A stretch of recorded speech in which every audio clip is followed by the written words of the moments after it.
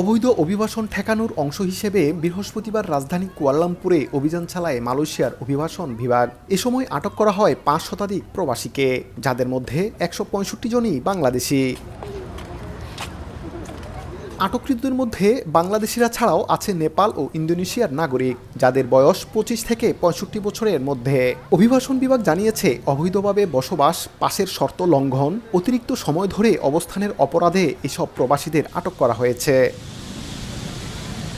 বৃহস্পতিবার রাতের ওই অভিযান চালানো হয় কুয়ালালামপুরের ৬টি আবাসিক ব্লকে।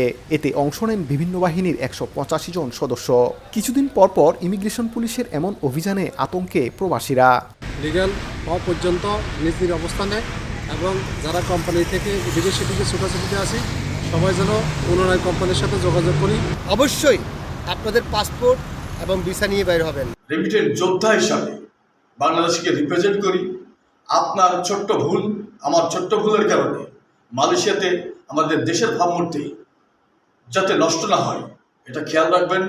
চলতি বছরের জানুয়ারি থেকে এ পর্যন্ত ৫২,৩১৮ প্রবাসীর কাগজপত্র যাচাই বাছাই শেষে ২২,৪৮৬ জনকে আটক করে প্রশাসন। এছাড়া অবৈধভাবে নিয়োগ দেওয়ার অভিযোগে ৪৯১ নিয়োগকর্তার বিরুদ্ধে আইনি ব্যবস্থা নেওয়া হয়।